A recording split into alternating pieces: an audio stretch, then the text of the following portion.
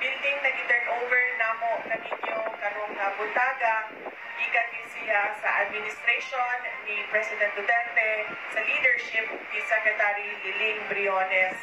Amuan lang ni siya nga dugay na ni siya nga natanggong amuan ni siya ipadali para makaabot siya sa pag-abli sa school year 2023 to 2020.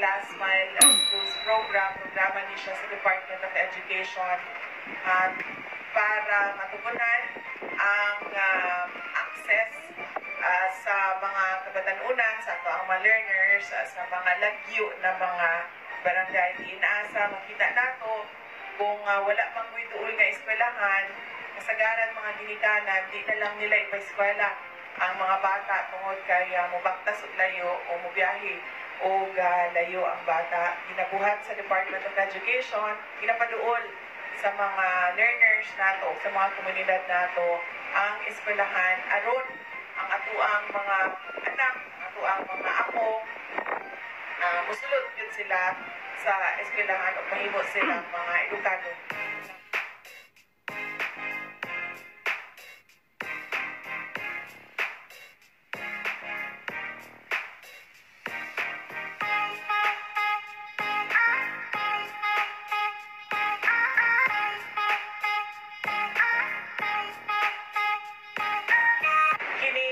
Building na gi-turn over namo kaninyo karong buntaga gikan din siya sa administration ni President Duterte sa leadership ni Secretary Liling Briones. Amuan lang ni siya nga dugay na ni siya nga natanggong amuan ni siya ipadali para makaabot siya sa pag-abli sa school year 2023 to 2020.